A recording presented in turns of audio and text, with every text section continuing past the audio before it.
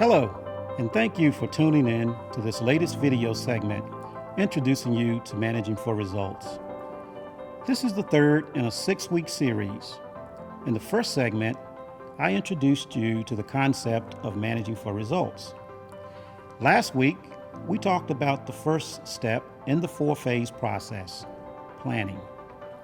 This week, we're going to talk about the next phase of managing for results, budgeting.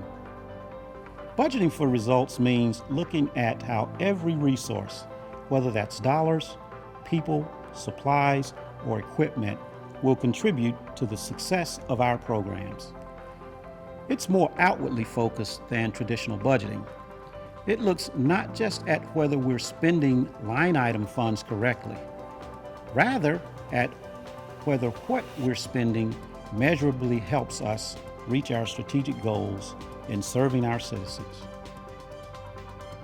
Here's Brian Jones from the Sheriff's Department to talk a little bit about how they use budgeting for results to help run their department efficiently.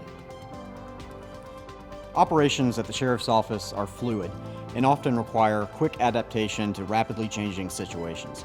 This dynamic can make budgeting difficult. It can be very challenging to engage in long-term planning when unanticipated situations may change needs and priorities. For instance, winter weather events that require overtime may affect our ability to fund other projects. This makes data all the more important. With more than 450 employees and greater than 30 unique functions, it is critical that we measure performance to make certain that resources are effectively allocated, equipment is maintained and deployed appropriately, and we are making thoughtful decisions, not only for the current fiscal year, but for those yet to come. Data related to our activities drive decisions related to purchases, personnel assignments, and the creation or discontinuation of certain projects. With all the moving parts, our agency requires data to ensure that public safety efforts in Durham are optimized and that we are budgeting effectively. Budgeting, based on data and outcomes, is a critical part of managing for results.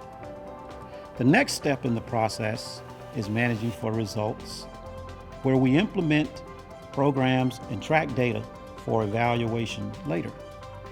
I'll talk more about that next week. In the meantime, we want to hear your questions, comments, or thoughts. Click on the link below this video and let us know how we're doing.